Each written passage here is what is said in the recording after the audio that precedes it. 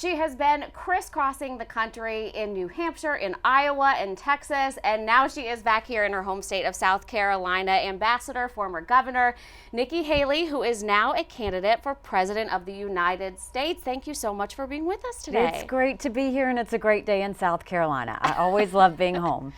Fantastic. All right, my first question for you is because the last time our viewers saw you regularly, of course, you were at the UN, you were ambassador of the UN, and you decided to step away from that. We thought you were going to take a break from politics. You wrote a book, did many other things. What called you back? Yeah, it really was the fact that I watched the country just fall apart. You know, whether it was the debacle that we saw in Afghanistan, whether it was the fact that we saw all of these stimulus packages and spending and the debt increase, whether it was the fact that we saw our kids suffering in schools, and the fact that Republicans lost the midterms. I mean, at some point we had to fix this. At some point, and I didn't trust anybody else to do it. You know, I am doing this because my parents came here 50 years ago to an America that was strong and proud and full of opportunities.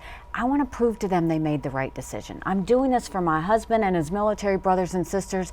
I want them to know their sacrifice mattered and that we do love our country. I'm doing this for my daughter because she just got married, and I see how hard it is for her and her husband to have bought a home. And now Biden's wanting to hurt people. I raised her to have a good credit rating. He's wanting to hurt her on that too. You know, I'm doing this for my son, and he's a junior in college, and I see he's writing papers he doesn't believe in just to get an A. That's not our country. That's not who we are. And for the first time in history, 78% of Americans have said they don't think their kids are going to have as good of a life as they did. We can't be okay with that. That's why I'm running, and I'm determined to fix it.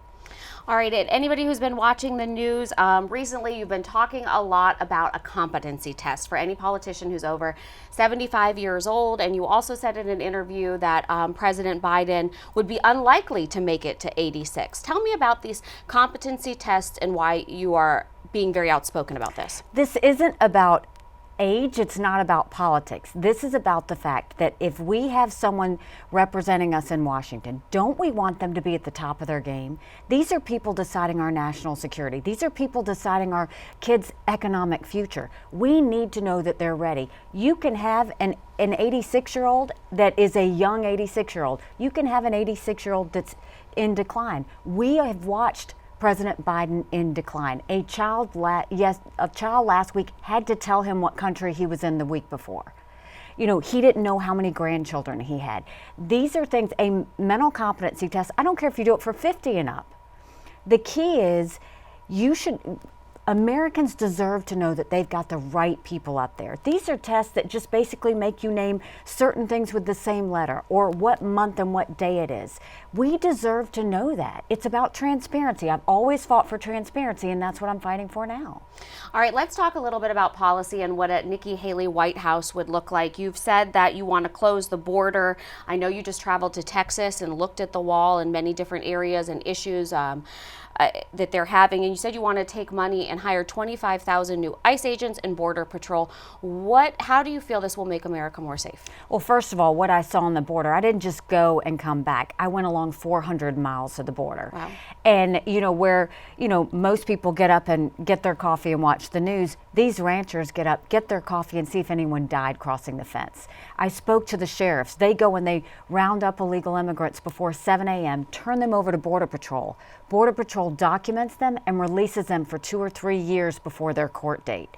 Then you go and you look at the fact that when I talked to Border Patrol, they said we're just glorified babysitters. They don't let us do our job. 4.8 million illegal immigrants. When Title 42 ends next week, 15,000 illegal immigrants a day will start coming across our border.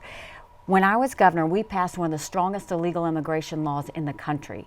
We need to do that again for the entire country. Mandatory E-Verify program so that no businesses hire anyone here illegally. 25,000 Border Patrol and ICE agents on the ground.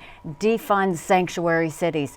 Make sure we do remain in Mexico because nobody wants to remain in Mexico. Keep Title 42, and above all things, instead of catch and release, let's go to catch and deport. This is a national security issue, and Biden has this is a dereliction of duty. Every state's a border state. We've got to start protecting Americans instead of protecting illegal immigrants. One of the things you've talked about when talking about the border is how you feel closing the border will help the fentanyl crisis. We know that the numbers are astounding. Even here in South Carolina, they've gone up dramatically in the last 3 years, fentanyl overdoses. How do you feel closing the border will help that? Right now, we've got a lot of trafficking of people, trafficking of drugs. We had enough fentanyl cross the border last year that would kill every single American. The number one cause of death among adults 18 to 49, fentanyl. Don't think for a second China doesn't know exactly what they're doing in trying to destroy us. We have got to put a stop to that. Closing that border is going to stop that, but we also need to go after the cartels. We need to do special operations and go after them like the terrorists that they are. Make sure that we go after those crimes, make sure we go after those gangs, and make sure we go after those drugs and stop the killing of Americans that's happening right now. All right, let's talk international policy for a moment. Now, I did get to fly out to see you at the UN, and I sat in on a meeting, and it just so happened that that day you were speaking about American policy towards both Iran and China, talking about about America needing to show force in our dealings with both Iran and China. I know you were critical and vocal about what happened with the spy balloon that was shot down, obviously, right off of South Carolina's coast. How would you change, let's talk about China first. How would you change relations with China? It's our number one national security threat. We need to wake up. They are having our lunch and we're handing it to them on a silver platter. You know, the first thing we need to do is just look at it from a national security lens. I don't care if Americans get t-shirts and light bulbs from China any more than I care if they get agricultural products from our farmers. But when it comes to national security, we need to make sure we're careful. When COVID hit and they asked everybody to put on a mask, they were made in China. When they said take a COVID test, you turned it over, it was made in China. You go down the drugstore aisle, all of those medications are made in China. We need to make sure that if China pulled out the rug from under us tomorrow, Americans would be safe and we would be ready. We need to start calling them out on stealing intellectual property. We need a strong military to make sure they know that we are going to prevent wars and they don't want to mess with us. We need to make sure that we go after the fact that they basically have bought 400,000 acres of U.S. farmland, most recently near Grand Forks Air Force Base, where our most sensitive drone technology is. President Xi said whoever owns the data rules the world. They're capturing data as much as possible. He started a commission that he personally chairs that says any company that does business in China has to cooperate with the Chinese military.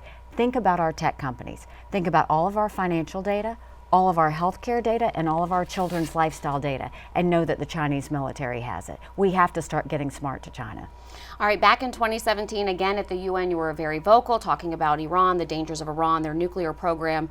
Not much has changed now this many years down the road. What would a Nikki Haley White House, what the policies be with Iran? Well, first of all, they are working to build a bomb. And the problem is our friends don't trust us and our enemies don't fear us. It all started with the debacle in Afghanistan. You know, Michael deployed to Afghanistan, and the idea that we left Bagram Air Force Base in the middle of the night without telling our allies who stood shoulder to shoulder with us for decades because we asked them to be there. Think about what that told our friends. More importantly, think about what it told our enemies. We've got to start being strong. When that Russian plane hit an American drone a couple of weeks ago, what'd we do? Nothing. What would I have done? Put 2 more drones back up there, a fighter jet, and put our naval fleet back in the Black Sea, which we never should have moved in the first place. When you have a strong military, when you show American strength, it prevents wars. That's the key, is we have to show strength again, and that's when our enemies will be back to where they need to be and not challenge us anymore. I know your husband deployed, and you know South Carolina has a huge military population. So many of the people watching this today will either have been the parent of somebody who deployed to Afghanistan and Iraq, or a spouse, or have themselves deployed to Afghanistan and Iraq. Where do you see your take, if you become president, on funding for our military, and how will our attitudes towards Afghanistan change? There were 2 things that China, Russia, and our enemies never wanted. They never wanted us to have a strong military, and they never wanted us to be energy independent. I'll focus on both of those. And it's not just about how you spend with the Department of Defense. We need to modernize our military. We need to make sure that they have up-to-date equipment. We need to make sure that they have the highest protections possible. We need to make sure it's not just about can we prevent a land, air, sea war, but we need to be strong on cybersecurity, on artificial intelligence. But above all of those things, we need to take care of our veterans. We need to make sure that they are fully protected from health care, from retirement, from no taxes, to all of those things. They sacrificed for us. These military families sacrificed for us. I mean, the idea recently I saw in Biden's budget, they're going after veterans' benefits.